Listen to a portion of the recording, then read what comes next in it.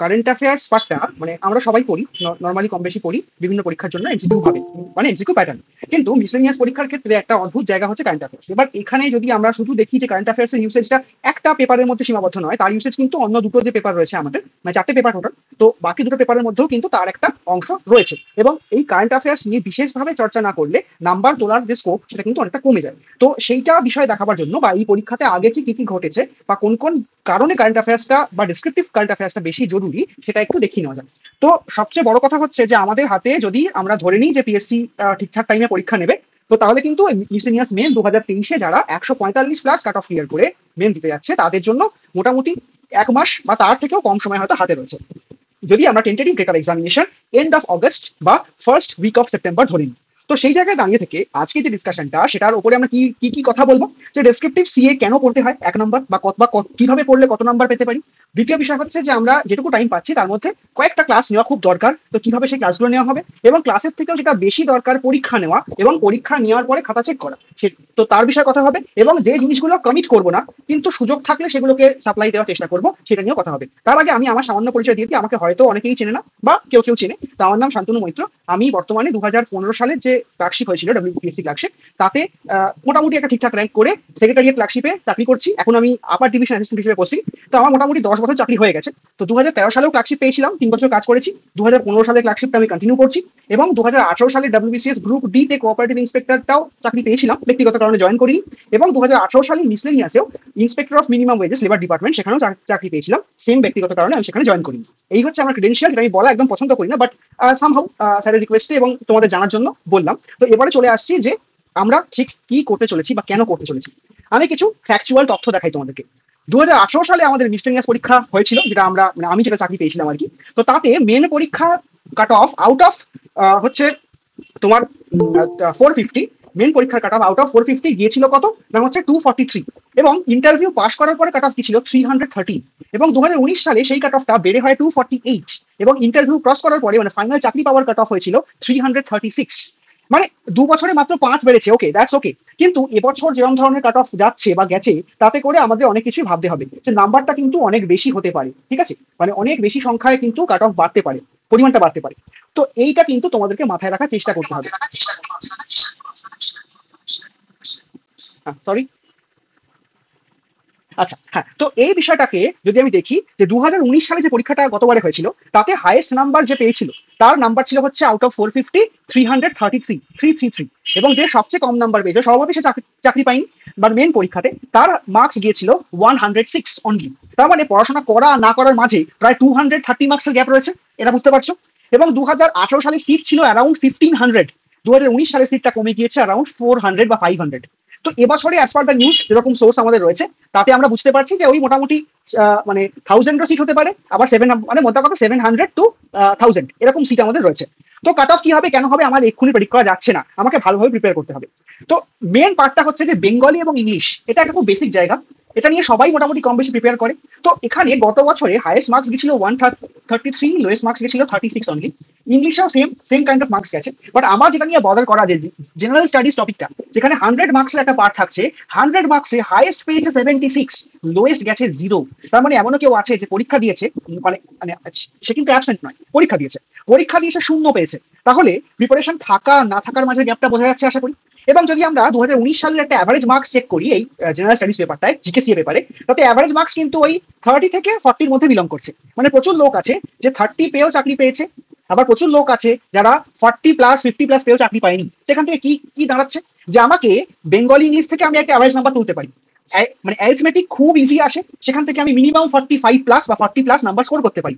কিন্তু general studies এর মধ্যে পার্টিকুলারলি ডেসক্রিপটিভ সিএ থাকে 50 মার্কস, যেখান থেকে প্রচুর পড়াশোনা না করলে বা রাদার রাইটিং স্কিল না থাকলে তুমি কিন্তু 50%-এর বেশি নাম্বার স্কোর করতে পারবে না, মানে আউট অফ 50 20 বেশি নাম্বার তুমি স্কোর করতেই পারবে না, 1 নম্বর। আর 2 নম্বর বিষয়টা হচ্ছে যে বাকি 50 হচ্ছে static GK and also current affairs. তো স্ট্যাটিক জিকে এবং কারেন্ট অ্যাফেয়ার্স এর মধ্যে থাকছে 50। তাতে যদি তুমি প্রপারলি কারেন্ট অ্যাফেয়ার্সটা না পড়ো, স্ট্যাটিক জিকে এর বেসিক এরিয়াটা না দেখো, তোমার কিন্তু এই পেপার থেকে নাম্বার তোলার চান্সটা অনেকটাই রিডিউস করে যাচ্ছে। তো এই পেপারটা কিন্তু অ্যাকচুয়ালি ডিসাইডিং ফ্যাক্টর, মানে যারা অ্যাকচুয়ালি চাকরিটা পাবে out of 10,000 candidates after mains, তাদের মাঝে বেঙ্গলি ইংলিশ এবং অ্যারিথমেটিকের নাম্বারের গ্যাপ থাকবে 3 to 10। মানে 5 to 10 মার্কসের গ্যাপ থাকবে। কিন্তু জেনারেল স্টাডিজে কেউ পাবে 76, কেউ পাবে 26, মানে 50 মার্কসের একটা গ্যাপ কিন্তু তৈরি হয়ে যেতে পারে যদি তোমার প্রপার প্রিপারেশন না থাকে। তো তার জন্য আমরা কি করতে চাইছি বা তোমাদের সঙ্গে মিলে কি করতে চাইবো, শুধু আমরা নয়, তোমাদের কোঅপারেশনটা এখানে জরুরি হবে। তো এই জায়গাটা হচ্ছে যে this one will be the most unpredictable and toughest part to attend. মানে এমন টপিক আসবে যার সম্পর্কে তুমি এক লাইনও জানো না, বা জানলেও তোমার কাছে এক্সপ্রেস করার মতো ক্ষমতা নেই, তুমি ভালো লিখতে পারো না। এবং এখানটাতে যদি তুমি প্র্যাকটিস না করো, তোমার স্পিড ভালো না থাকে, you can score the lowest marks, সবচেয়ে কম নাম্বার তুমি এখান থেকে পেতে পারো। এবং সব থেকে বড় কথা হচ্ছে একটা টপিক শুধু একভাবে জানলে হয় না। যেমন ধরো আমরা একটা ছোট্ট এক্সাম্পল দিচ্ছি, যে আজকে আমাদের দেশে ওয়ান নেশন ওয়ান ইলেকশন বলে একটা বস্তু আছে। এবার সেই ওয়ান নেশন ওয়ান ইলেকশন বস্তু মানে কি, গোদা বাংলায় যদি বলি, লোকসভা এবং রাজ্যসভার ইলেকশনটা একসঙ্গে হবে, এইটুকু নলেজ সবার আছে। তো এবার সেটা আমাকে যখন পরীক্ষায় লিখতে দেয়, তার অনেকগুলো দিক ধরে নিয়ে লিখতে হয়। যেমন যে কেন ওয়ান নেশন ওয়ান ইলেকশনের প্রয়োজন পড়লো, বিষয়টা কি, সেই বিষয়ের উপরে কাকে নিয়োগ করা হয়েছে, কেন নিয়োগ করা হয়েছে, সেই বিষয়ের উপরে কি কি ভিউ পয়েন্ট দেওয়া হচ্ছে, কি ছিল আর কি চেঞ্জ হবে, এবং যদি সেটা চেঞ্জ হয় ভালো হবে কিনা, যদি খারাপ হয় খারাপটাকে ভালো করবো কিভাবে, এবং তারপরে একটা নিউট্রাল ভিউ পয়েন্ট, এত কিছু সাজিয়ে লিখতে হয় এবং একটা ছোট্ট টাইমের মধ্যে। এই টাইমটা যদি আমি প্রপারলি ইউটিলাইজ না করতে পারি, তাহলে কিন্তু খুব বিপদ। ঠিক আছে, তো সেই জন্য এখানে বলা হয়েছে যে ইট রিকোয়ার্স হোলিস্টিক নলেজ, মানে ডিটেইল নলেজ থাকতে হবে। একটা পার্ট ছুঁয়ে গেলাম, অন্য দিকটাকে ছুঁয়ে গেলাম না, তখন কিন্তু তোমার নাম্বারটা যে ছুঁয়ে যাচ্ছে বা যে বেটার লিখছে তার থেকে অনেকটা কমে যাবে। এটা মাথায় রাখতে হবে। এবং সব থেকে বড় কথা হচ্ছে রাইটিং স্কিল, মানে শুধুমাত্র আমি একটা পয়েন্ট পেলাম বা একদম পয়েন্টে সাজিয়ে চলে গেলাম তা কিন্তু নয়। অন্ততপক্ষে ভূমিকা এবং উপসংহার লেখার মতো রাইটিং স্কিল থাকতে হবে, ওইটুকুই, বা বাকিটুকু হয়ে যায়। বিলিভ মি, বাকিটুকু হয়ে যায়, আমারও তাই হয়েছিল। তো ভূমিকা এবং উপসংহার লেখার মতো রাইটিং স্কিল থাকতে হবে, মানে মানে হচ্ছে আমার কাছে একদম যে ফার্স্ট স্টার্টিং পয়েন্ট, মানে হোয়াট ইজ দ্য টপিক, এবং এন্ডিং পার্ট, কনক্লুশন, তো এই পার্টটা থাকতে হবে। এবং সঙ্গে থাকতে হবে প্রেজেন্স অফ মাইন্ড। কেন প্রেজেন্স অফ মাইন্ড? না দেখো, একটা ওয়ান নেশন ওয়ান ইলেকশন, বা একটা ওয়ান নেশন ওয়ান সাবস্ক্রিপশন, বা একটা নিউ এডুকেশন পলিসি, কিংবা ইসরায়েলের ওয়ার, সবাই পড়বে, সবাই একই আনসার লিখবে, একই পয়েন্ট সবাই লিখবে। কিন্তু পার্থক্য কোথায় হবে? তুমি ব্যাপারটাকে প্রেজেন্ট করছো কি করে, তুমি কত শর্টে কত ডিটেল তথ্য প্রেজেন্ট করছো কি করে। This is what we call presence of mind, যে ঠিক সময় কোনটা চেয়েছে কি লিখতে হবে। কারণ আমরা কি করি, যে টপিক দেখে উত্তর লিখতে শুরু করে দিই, কিন্তু কোয়েশ্চেনটা ঠিক কি চেয়েছে, এক্স্যাক্টলি কি চাইছে সেটা পড়ে উত্তর করলে আমাদের উত্তর করাটা অনেকটা বেশি ইজি হয়ে যায়। তো সেই তার জন্য কিন্তু এই পার্টটা তোমার দরকার। এবং এখানে কি দরকার না, descriptive CI staff very tough, কিন্তু তাকে যদি তুমি একদম ছোট্ট প্ল্যান করো, সেই প্ল্যানিং এর মধ্যে মাধ্যমে একটা বেসিক এরিয়া অফ কোয়েশ্চেন তুমি স্টাডি করো, তাতে কিন্তু তোমার টোটাল কোয়েশ্চেন পেপারের 70% এরিয়া কমন পাওয়ার জায়গায় চলে আসে, বা 70% এরিয়া তোমার জানা জায়গা থেকে আসতে যায়, যেখান থেকে তুমি অ্যাটলিস্ট উত্তরগুলো লিখে আসতে পারবে। একটা কথা মাথায় রাখবে, একটা 15 মার্কসের কোয়েশ্চেন বা একটা 20 মার্কসের কোয়েশ্চেন তুমি যদি ছেড়ে আসো, তোমার নাম্বার হবে 0। বাট একটা 15 বা 20 মার্কসের কোয়েশ্চেন তুমি যদি অ্যাটেম্প্ট করে আসো, তখন কিন্তু তোমার নাম্বারটা অ্যাটলিস্ট 5 বা 7 তোমাকে দেবে, 3 বা 4 তোমাকে দেবে। তাহলে তোমরা সবাই জানো যে 0 আর 3 এর মাঝে কত হাজার ছেলে মেয়ে থাকে। তোমাদের কাট অফে 145 যে এক্সাক্ট কাট অফটা, তাতে দাঁড়িয়ে আছে 3000 ছেলে মেয়ে। মানে এরকম তথ্য বাজারে আছে। তারপরে বুঝতে পারছো যে তোমাকে ছোট্ট প্ল্যান করতে হবে। এবং কি প্ল্যান করবো, কিভাবে এগোবো, আমরা কিভাবে ক্লাস করবো, কিভাবে মক টেস্ট দেবো, দেখা যাক। তো প্রথমে রয়েছে আমার কাছে 6টা রেকর্ডেড ক্লাস। 6টা বলতে কেন না, 6টা বলতে কিন্তু হচ্ছে আমাদের টপিক, অনেক কিছু থাকে, অনেক কিছু। সেই টপিকগুলোকে ইন্ডিভিজুয়ালি টাইপ অফ টপিক সাজিয়ে 6টা ইন্ডিভিজুয়াল রেকর্ডেড ক্লাস থাকবে। সেগুলো তোমরা মানে যতবার খুশি দেখবে, কারণ একটা ক্লাস, একটা লম্বা ক্লাস হবে, 1 ঘন্টা 1.5 ঘন্টা 2 ঘন্টারও হতে পারে। তো সেই ক্লাসটাকে তোমার সময় মতো সাজিয়ে দেখে নেবে। এবং রেকর্ডেড ক্লাসে তোমরা কি শিখবে, 1 লিখবো কিভাবে, রাইটিং টেকনিক। 2 কন্টেন্টের মধ্যে আমার কি কি ইনপুট করতে হবে, মানে এক্সাম হল বা এক্সাম পেপার আমার কাছে কি চাইছে। এবং প্রেজেন্টেশন অফ আনসার্স, এটা ভীষণভাবে ইম্পর্টেন্ট। তুমি অল্প কথায় প্রচুর আনসার করতে পারবে কিভাবে, প্রচুর লেখা লিখতে পারবে কিভাবে, এইটা তোমার কাছে ইম্পর্টেন্ট। এবং সব থেকে বড় কথা, যদি অজানা টপিক আসে, আনকমন টপিক আসে, তাহলে তুমি লিখবে কিভাবে, এই 3টে বিষয় তোমাকে জানতে হবে, এবং সেগুলো এখানে দেওয়ার চেষ্টা করা হবে। ওকে, এবং শুধু রেকর্ডেড নয়, 4টে লাইভ সেশনও থাকছে।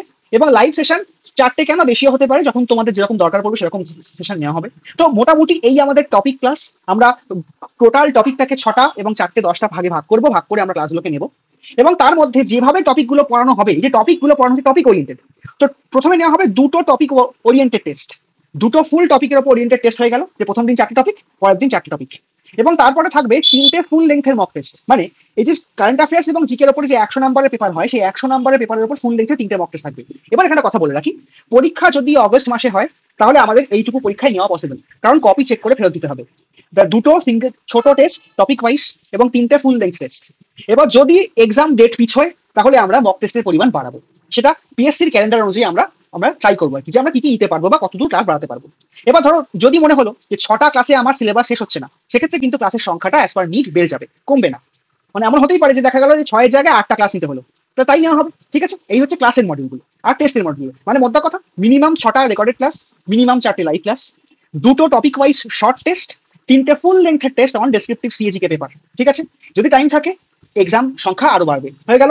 এবার চলে আসবো যে কোর্সের বাইরে কি থাকবে, যেগুলো আমি কমিট করবো না, যে আমি দেবই, কিন্তু সুযোগ থাকলে কারেন্ট অ্যাফেয়ার্স যেমন ইম্পর্টেন্ট, স্ট্যাটিক জিকেটাও তেমন ইম্পর্টেন্ট। তো তার উপরে কিছু ক্লাস রেকর্ডিং দেওয়ার চেষ্টা করব, কিছু সাজেস্টিভ টপিক যেগুলো পড়লে মোটামুটি 50% মানে এরিয়া কমন পাওয়া যেতে পারে, সেরকম কিছু টপিক তোমাদেরকে দিয়ে দেবো।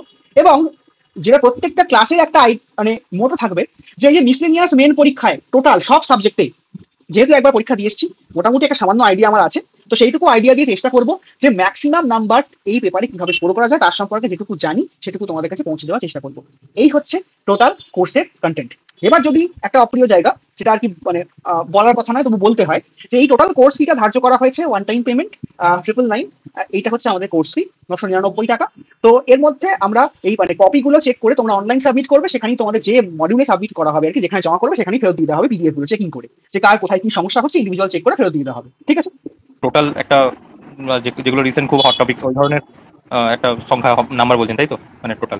হ্যাঁ মানে টপিকের সংখ্যা 4 নয়, কিন্তু 4 বা 6 নয়, ওটাই আমি ভাবছি। না না না একদম নয়, টপিক তোমাদের 50+ হবে, মানে যা হিসেব আছে 50+ টপিক আছে শুধু কারেন্ট অ্যাফেয়ার্সে। 50-60টা টপিককে 8টা ক্লাসে বা 6টা ক্লাসে ভেঙেছি, দ্যাটস অল। মানে মিনিমাম 40-50টা টপিক যদি তোমার না দেখা থাকে তুমি দুটো প্রশ্ন কমন পাবে না আর কি। ঠিক আছে, আচ্ছা আর কারো কোনো প্রশ্ন? আমি শান্তনু একটু ইন্টারাপ্ট করছি। সেটা হচ্ছে যে আমি শান্তনুকে বলেছি যে প্রিভিয়াস ইয়ার কোশ্চেন সামনে সাজিয়ে রেখে স্ট্র্যাটেজি কি হবে, আমি বলেছি যে প্রথম ক্লাসে এইগুলো কিছুই হবে না, এটা আমাদের জাস্ট যে রোড ম্যাপ কি, কিভাবে পড়ানো হবে, কোর্স ফি কত, জাস্ট এইটুকু আলোচনার জন্যই আমি এটা রাখা হয়েছে।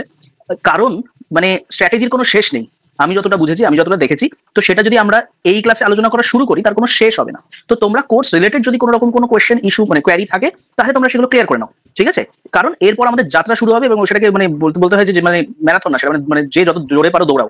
ঠিক আছে, কারণ হচ্ছে অ্যাপ্রক্স আমরা আই থিঙ্ক 23শে অগস্টের মধ্যে পুরো বিষয়টা গোটানো এরকম একটা প্ল্যান করে রেখেছি, যে 23শে অগস্টের মধ্যে যদি আমাদের পুরো প্ল্যানটা গোটাতে হয় তাহলে তার জন্য আমাদের মানে এখন থেকেই দৌড় লাগাতে হবে। ঠিক আছে, তো সেই কারণে আজকের ক্লাসটা ওই স্ট্র্যাটেজিক ক্লাস নয়, আজকে হচ্ছে পাঁচটা ভালো করে তোমরা নিজেরা বুঝে নাও, সেই রিলেটেড কোনো কোশ্চেন কোয়ারি থাকলে মিটিয়ে নাও। আর এই ক্লাস শেষ হওয়ার পরেই আমাকে পিং করে নিও, আমি মানে পেমেন্টের যে ডিটেল তোমাদেরকে শেয়ার করে দেবো, তারপর নির্দিষ্ট গোষ্ঠী গ্রুপ সবে আমরা অ্যাড করে সেখানেই গল্প আলোচনা কি কিভাবে সব হবে সেগুলো চলবে। ঠিক আছে, এবার শান্তনু স্যার কন্টিনিউ করুন।